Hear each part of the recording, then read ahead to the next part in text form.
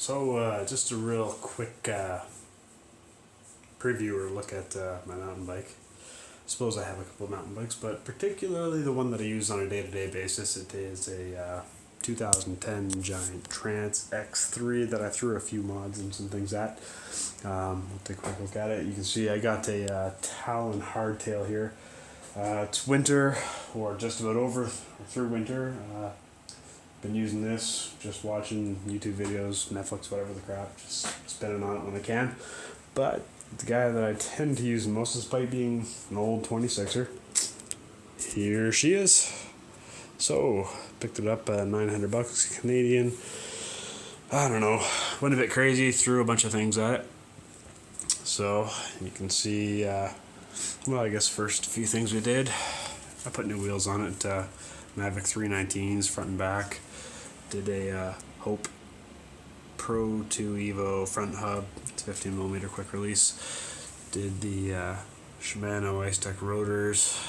It is the SLX brake calipers and levers, front and rear. You see the SLX there. Yeah, front, rear. Same on the back end. Alright. You'll see the Duramax bearings, did those.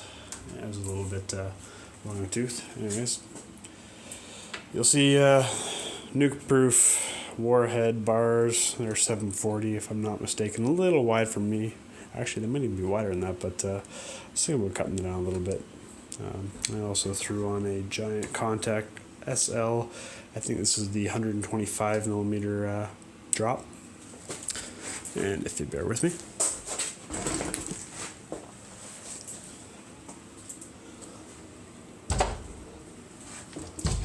Yep. Flipping a bike around one-handed sucks. So, you'll see ODI grips on there, walk-ons, perfect. You can see how I routed the dropper post. I used the front derailleur frame mounts. Yeah, I know it's not full sheath or cased cables. It kind of runs open there for a bit, but I figured it's kind of how the front derailleur used to run. It looks kind of stock-ish, but up into the post there works quite well.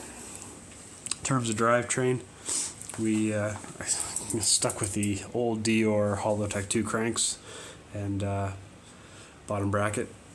Doesn't grind, it's pretty smooth, but threw on a KMC chain there. I'm not sure which one it is. It's gold, whatever. I'm not a fan of the color. And you'll see I threw on the XT Shadow Plus derailleur. I have a wolf tooth 40 tooth cog cassette expander there on the XT cassette. Things are a bit dirty there. I did use the goat link mount to get everything in the right position, and also I guess a race face 32 tooth narrow wide. It's actually mounted backwards. I don't know, the old Spider, when you turned it the other way, the bolts weren't long enough to go through. Funny enough, you turn it the other way and boom, works totally fine.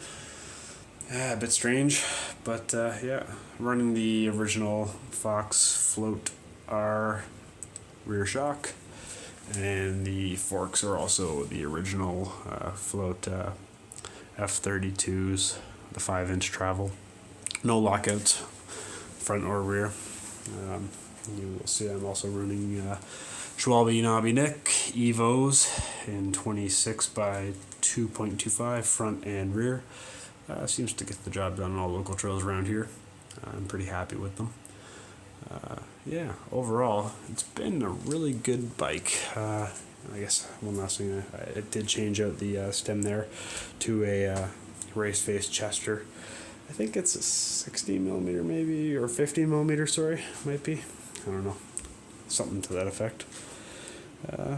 But yeah, overall, it's been a really great bike. To be honest with you, it's my first full suspension bike, and I probably spent more on it than I should have, but I've really been enjoying it. And you know, when compared to the hardtail, yeah, it's quite the ride on the trails around here.